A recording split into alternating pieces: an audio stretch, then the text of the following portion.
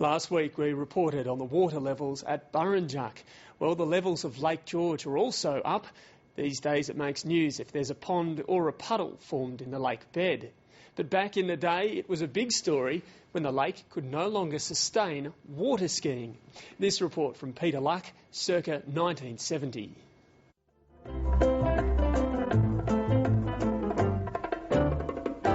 This is Lake George, about 25 miles north of Canberra. It could be the biggest natural lake in New South Wales, but it can also be the smallest.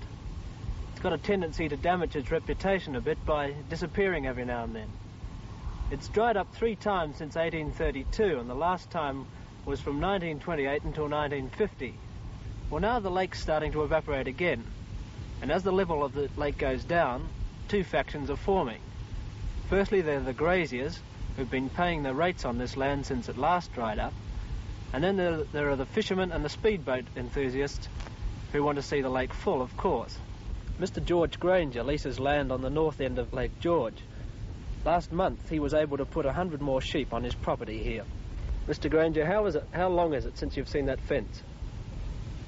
Oh, about 17 years. How much of your land is showing, say? Oh, approximately 200 acres. And how much is still underwater? About 1,300 acres underwater now. When did you first get the land? 1932, this block. Yeah.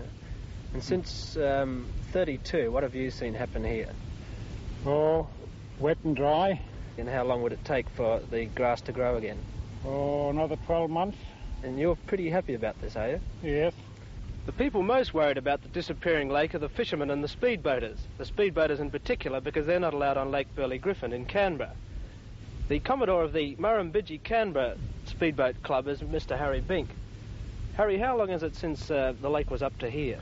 Well, the lake was up to here 2 years ago, and ever since that it's been all dropping all the time. It's down to about 10-foot drop now.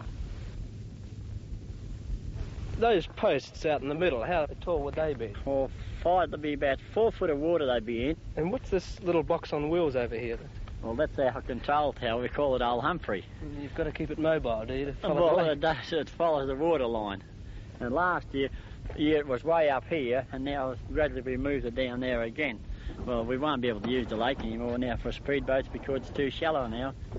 And what happens when the lake goes down? Do the farmers start putting up their fences again? Yeah, well, the farmer down the back here now, who released the property off here, he's thinking about fencing that right across again now. During the lake's history, numerous reasons have been given for its mysterious fluctuations, but a seminar in Canberra last year said without doubt evaporation was the cause. For almost all this century, there's been discussion about diverting a nearby river to keep the lake full. One group still advocating the plan for regulation is the anglers. One thing's for certain, unless there's a canal, a tunnel or some very heavy rain this year, history looks like repeating itself. Someone's going to get left high and dry.